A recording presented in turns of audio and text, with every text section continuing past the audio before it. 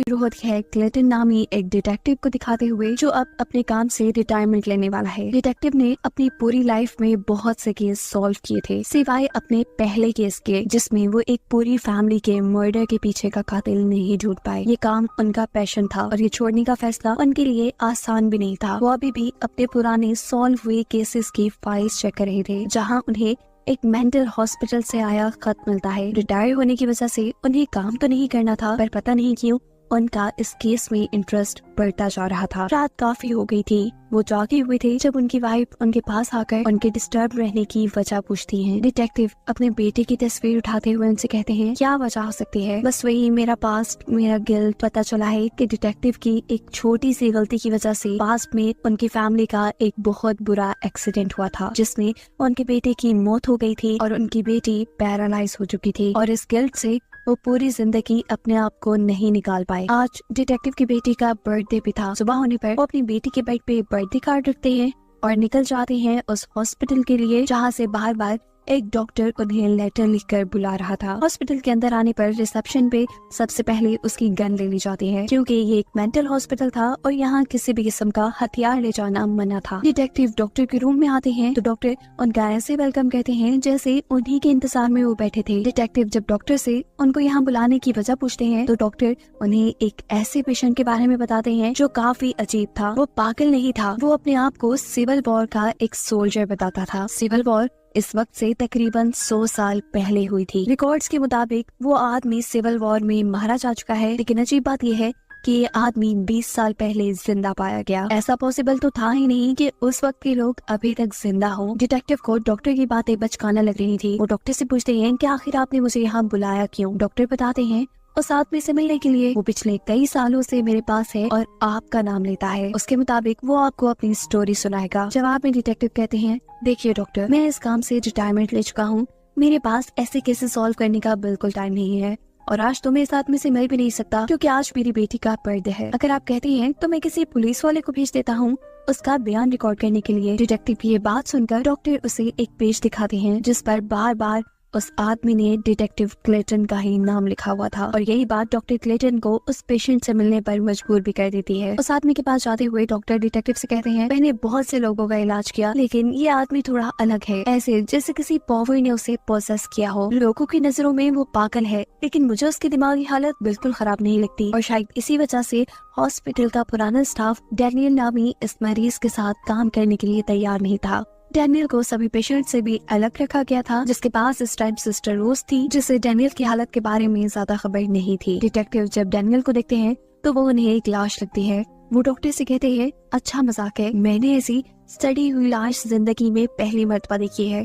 Detective ऐसा इसलिए कह रहे थे कि डैनियल का चेहरा भी सारा खराब था, किसी मरे इंसान की तरह, साथ ही उसके जिस्म से सड़ने की स्मेल भी आ रही थी। डॉक्टर कहते हैं डिटेक्टिव मेरा यकीन मानिए ये जिंदा है। पर डिटेक्टिव को डॉक्टर की बातों पे यकीन तब आया था जब सच में डैनियल ने उनके सामने अपनी आंखें खोली थी। डिटेक्टिव डैनियल से जो पहला सवाल करते हैं वो ये कि तुमने मेरा नाम सुना कहाँ है। डैनियल जब जवाब में ये कहता है कि न्यूज़पेपर में, तो डिटेक्टिव अब डॉक्टर की तरफ मुंह करते हुए कहते हैं कि देखा, मैंने कहा था ना कि ये सिर्फ एक ड्रामा है। डिटेक्टिव को डैनियल की किसी बात पे यकीन नहीं था और वो यहाँ से जाने ही वाला होता है, तो तभी डैनियल एक बोर्ड पे उसकी बेटी का नाम लिखते हुए लिखता है कि आज वो मरने वाली है। ये सुन डिटेक्टिव को बहुत ही ज्यादा गुस्सा आ जाता है। वो लम्हा जाया नहीं करता और उठकर डैनियल का गला दबाने लगता है। डॉक्टर उसे संभाल कर बाहर ले जाते हैं, जहाँ पीछे डैनियल अजीब किसी शैतान की तरह हंसता रह जाता है। यहाँ बाहर डिटेक्टिव गुस्से से पागल हो रहे थे। वो डॉक्टर से कहते हैं कि डैनियल सच में पागल नहीं है, वो कोई गेम खेल रहा है। उसने पहले मेरे बारे में इंफॉर्मेशन निकाली और वो अब मुझे ही धमका रहा है। मुझे हर उस बंदे की इंफॉर्मेशन चाहिए जो इस 20 साल के पीरियड में इससे मिला था। जिसके जवाब में डॉक्टर कहते हैं कि मेरा यकीन करें, इतने सालों में इससे कोई नहीं मिला सिवाय कुछ नर्सेस के जो इससे मेडिसिन देती थी, या फिर मैं, यहाँ तक कि मुझे भी इसके बारे में ज्यादा कुछ नहीं पता। और अगर आपको अपने सवालों के जवाब चाहिए तो आप जाकर डैनियल से खुद बात करें। अंदर डैनियल के रूम में हमें देखने को मिलता है कि डैनियल इतनी बुरी हालत के बावजूद अचानक उठ के सीधा बैठ जाता है। सिस्टर रोज को भी यहाँ उसके पास कोई अच्छी फीलिंग नहीं आ रही थी, और जब डिटेक्टिव और डॉक्टर इस रूम में आते हैं तो वो सिस्टर रोज को बेहोश पाते हैं। होश में आने पर सिस्टर को खुद भी याद नहीं था कि वो बेहोश कैसे हुई। उनके नाक से खून भी आ रहा था, और आज से पहले उनके साथ कभी ऐसा नहीं हुआ था। डेनियल के पास आकर डॉक्टर डेनियल की कहानी पढ़ने लगते हैं, जो कि एक नर्स ने टाइप की थी। ये टाइम था सिविल वॉर का, जब डेनियल अपने मुल्क के लिए लड़ रहा था। जंग के दौरान उनके ऊपर दुश्मनों का हमला हो जाता है। इस सब में डेनियल को भी गोली लगी, लेकिन गोली के असर में वो मरा नहीं। उसे जब होश आया तो उसने महसूस किया कि वो बुरी तरह जख्मी है, पर शुक्र है कि उसकी जान बच गई थी। उससे चला भी नहीं जा रहा था। वो क्रॉल करते करते आबादी के एरिया में पहुंचा। खून ज्यादा बहने की वजह से उसकी हालत काफी खराब हो चुकी थी। वो अब एक जगह गिरकर बेहोश हो जाता है और दिखाया जाता है कि यहाँ कोई इंसान डेनियल को खींचते हुए अपने घर ले आया है। डेनियल को इस वक्त जब होश आया तो वो बेड पे लेटा था। उसके जख्म उसे बहुत ज्यादा दर्द दे रहे थे। वो जैसे ही हिलने की कोशिश करता है तो यहाँ एक लेडी उसे आकर कहती है, नहीं हिलो मत, तुम्हारी ब्लीडिंग को बहुत मुश्किल से रोका गया है। इस टाइम पर इस औरत का हस्बैंड भी यहाँ पर आ जाता है, जिससे डेनियल कहता है, प्लीज मुझे किसी हॉस्पिटल पहुँचा दो, मुझे अर्जेंट इलाज की जरूरत है। लेकिन ये आदमी जवाब पे कहता है, माफ कीजिएगा, मैं आपको हॉस्पिटल नहीं पहुँचा सकता क्योंकि यहाँ करीब कोई हॉस्पिटल नहीं है। ये बात करने के बाद हालत ज्यादा खराब होने की वजह से वो दोबारा बेहोश हो गया। 2 दिन बाद जब उसे होश आया तो वो कपल उसके सामने ही बैठा था। वो आदमी अब डेनियल से कहता है, देखो हम तुम्हारी मदद कर रहे हैं, तुम्हें यहाँ रख रहे हैं, इसलिए तुम्हें हमारे कुछ असूल मानने पड़ेंगे। पहला ये कि तुम यहाँ रिलीजन या गॉड की कोई बात नहीं करोगे, और दूसरा ये कि ना हमें तुम्हारा नाम जानना है ना तुम हमारा नाम जानोगे। हम एक दूसरे को नामों से भी नहीं बुलाएंगे। यहाँ डेनियल उनसे रिक्वेस्ट करता है कि प्लीज आप मेरे साथियों तक मेरे जिंदा होने की खबर पहुंचा दें, वो खुद मेरी मदद को आ जाएंगे। लेकिन वो आदमी जवाब देता है, नहीं हम ऐसा नहीं कर सकते, क्योंकि ना हम जग का हिस्सा है और ना ही बनना चाहते हैं।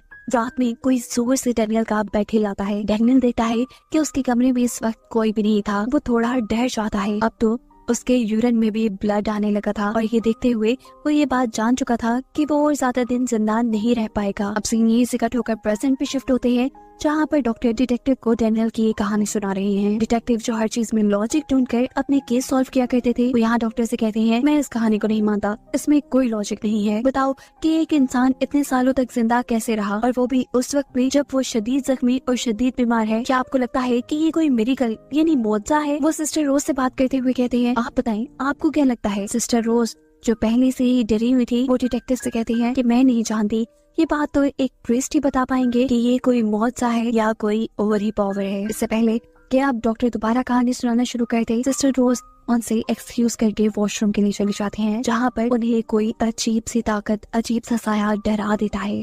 यहाँ डिटेक्टिव डॉक्टर से पूछते हैं कि डेनियल की ये कहानी किसने टाइप की। डॉक्टर बताते हैं कि एक नर्स ने टाइप की थी, लेकिन वो ये टाइप करते ही मर गई, उनको खतरनाक किस्म का कैंसर। इन्हीं बातों के दौरान यहाँ सिस्टर रोज भी उनके पास आती है और उनसे कहती है, प्लीज ये सब जो हो रहा है इसे रोक दें। मुझे लगता है कि उस रूम में डेनियल नहीं है, उस रूम में कोई इवल पावर है। सिस्टर रोज अब इस कहानी को और सुनना भी नहीं चाहती थी। वो इन्हें यहाँ किसी प्रीस्ट को बुलाने को कहती है, लेकिन डिटेक्टिव जिसे भूत प्रेत पे बिल्कुल यकीन नहीं था, वो कहता है, नहीं हम ये कहानी आज ही पूरी करेंगे और इस किस्से को आज ही निपटाएंगे। डॉक्टर कहानी सुनाना शुरू करते हैं और पास्ट में सीन वहीं से शुरू होता है जहाँ डेनियल की हालत काफी खराब है। डेनियल अभी उसी कपल के घर पे है और उसे इस घर में कुछ अच्छी वाइब्स नहीं आती।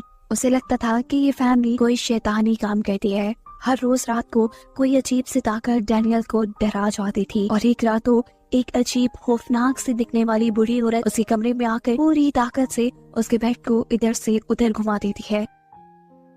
डेनियल बहुत ज्यादा डर जाता है। वो यहाँ से भागना चाहता था, लेकिन जख्मी होने की वजह से वो एक कदम भी नहीं चल पा रहा था। सुबह होने पर डेनियल इस घर के मालिक से इस घर की हिस्ट्री पूछता है, तो वो औरत बताती है कि ये घर उसके पेरेंट्स का था। वो लोग कई सालों से यहाँ रहते हैं, लेकिन पिछले 10-11 सालों में उनके साथ कुछ अजीब चीजें हुई। जैसा कि एक दिन उसकी मॉम जब जंगल में गई तो वापस लौटने पर उनकी हालत काफी अजीब थी। उनका चेहरा ऐसे हो गया था कि जैसे वो मर गई हो। जिस्म में से सड़ने की बदबू आती थी, यहाँ तक कि वो चल भी नहीं पाई। फिर ये अजीब किस्म की बीमारी मेरी बेटी को भी हो गई। जब मेरी बेटी ठीक होती थी तो मेरी माँ बीमार हो जाती थी, और जब माँ ठीक होती थी तो मेरी बेटी बीमार हो जाती थी। हमने बहुत से डॉक्टर से इलाज करवाया, लेकिन वो डॉक्टर ही मर गए। तुम्हें जो रोने की आवाज़ें सुनाई देती हैं, वो मेरी बेटी की ही हैं। अगर तुम उन आवाजों से डिस्टर्ब होते हो तो मैं तुम्हारे कमरे की सारे खिड़की दरवाजे बंद कर दूंगी। डेनियल कहता है कि यहाँ कोई बुरी औरत भी मुझे डराने आती है। इस औरत को लग रहा था कि डेनियल उसकी माँ के बारे में बात कर रहा है, जो काफी सालों से चल भी नहीं पाई,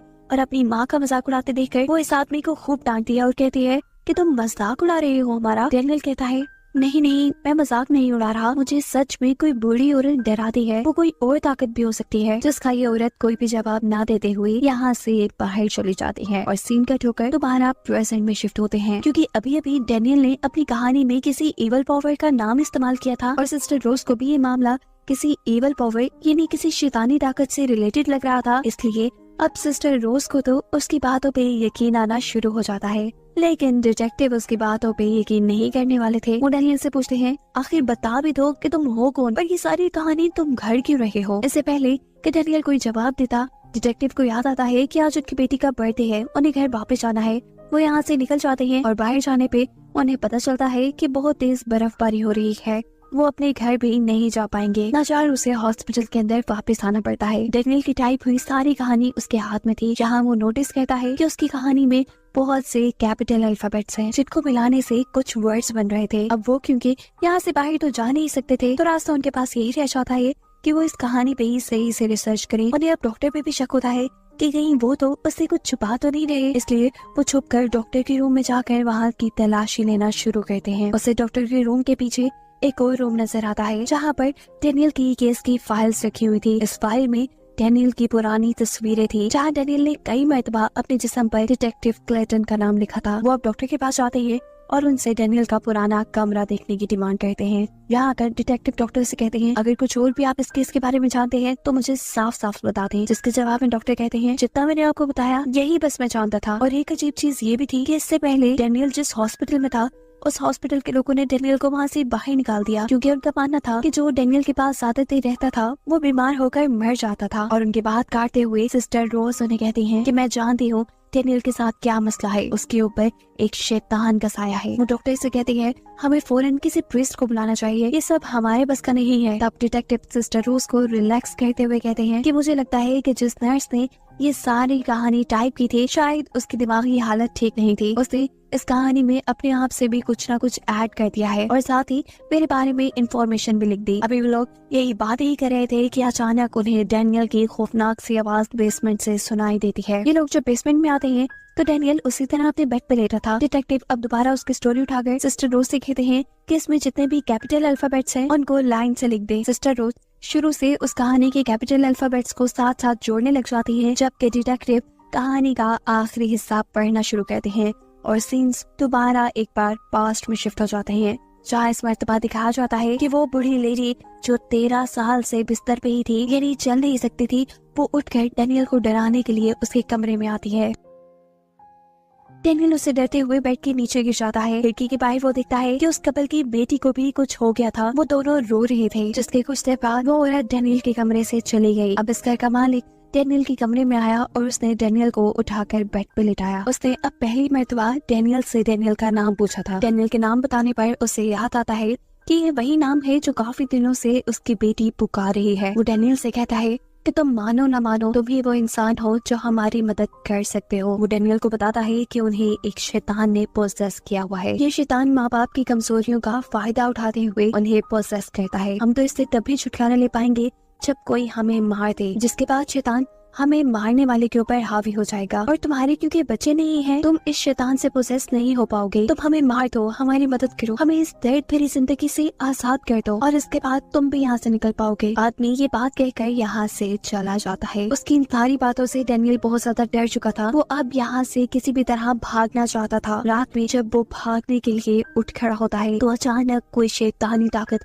उसे हवा में उठा देती है। वो जोर जोर से चीखें मारता है, जिससे सुनते हुए इस घर के लोग यहाँ तक आ जाते हैं। वो आदमी डैनियल को टांगों से पकड़ कर नीचे की तरफ खींचता है। पीछे आते ही डैनियल अब इन सारी चीजों से बहुत ज्यादा डर चुका था और डरने की वजह से वो अब बिना कुछ सोचे समझे किसी चीज का इस्तेमाल करते हुए उस आदमी को मार डालता है, जिसने अभी उसे हवा से नीचे उतारा था। इसके बाद वो इस आदमी की वाइफ, इसकी बेटी और उसकी माँ सभी को मार डालता है। डैनियल ने जब उस बुढ़ी औरत और बच्चे को मारा तब वो दोनों ही पोसेस हुई भी थी। डैनियल को उस बुढ़ी औरत को मारते हुए कोई मुश्किल नहीं हुई और जब वो बच्चे को मारने के लिए उसके पास गया था तो उस बच्ची को चैन से बांध के रखा गया था। वो बच्ची उसे मारने के लिए उकसा रही थी, जिसको मारने के बाद डैनियल यहाँ से जा चुका था। हम देख रहे थे कि इतना ज्यादा जख्मी होने के बावजूद डैनियल ऐसे चल रहा था जैसे उसे कुछ हुआ ही ना हो, जिसका साफ मतलब ये था कि शैतान ने अब उसे पोसेस कर लिया है। पता चलता है कि इसी फैमिली का मर्डर वो केस था जिसे डिटेक्टिव आज तक सॉल्व नहीं कर पाए थे। दिखाया जाता है कि अब तक सिस्टर रोज भी सभी कैपिटल लेटर्स को लिखते हुए एक सेंटेंस बना चुकी थी जहाँ लिखा था आई एम इन डैनियल, यानी मैं डैनियल के अंदर हूँ। और ये हिंट दी थी असल में शैतान ने। और ये बात जानने के बाद सिस्टर रोज और डॉक्टर दोनों ही बेहोश हो जाते हैं। इस आदमी से छुटकारा पाने के लिए डिटेक्टिव अपनी गन लेने के लिए जाते हैं। वो जैसे ही गन लेकर लौटता है तो अब डैनियल उसे खड़ा हुआ उकसा रहा था अपने आप को मारने के लिए। डैनियल के अंदर असल में शैतान बोल रहा था। डैनियल के मरने के बाद वो अब डैनियल की बॉडी को छोड़कर डिटेक्टिव की बॉडी को पोजेस कर लेता, क्योंकि जैसे हमें ये बात पता है कि ये शैतान माँ बाप की कमजोरियों को टारगेट करता है, तो फिर इस मामले में डिटेक्टिव तो पहले से ही कमजोर थे। वो हमेशा से इसी गिल्ट में थे कि उनसे उनका बेटा मर गया और उनकी वजह से उनकी बेटी पैरालाइज थी। डैनियल इस वक्त पर क्लाइटन को समझाने की कोशिश करता है कि वो डैनियल को ना मारे वरना शैतान उसे पोजेस कर लेगा। पर डैनियल की बॉडी के अंदर मौजूद शैतान डिटेक्टिव को बार बार उकसा रहा था डैनियल को मारने के लिए, क्योंकि वो डैनियल की बॉडी में रह कर तंग आ चुका था। उसके बाद मानते हुए डिटेक्टिव डैनियल को गोली मार देते हैं। और ऐसा करते ही शैतान ने डैनियल की बॉडी को छोड़कर डिटेक्टिव की बॉडी के ऊपर कब्जा कर लिया। उसे पोसेस करने की वजह से उसका फेस बिल्कुल बदल जाता है, उसके अंदर से भी स्मेल आना शुरू हो जाती है और उसका चाल चलन भी बदल जाता है। वो सीधा अपने घर जाकर अपनी बेटी के कमरे में जाता है, जहाँ शैतान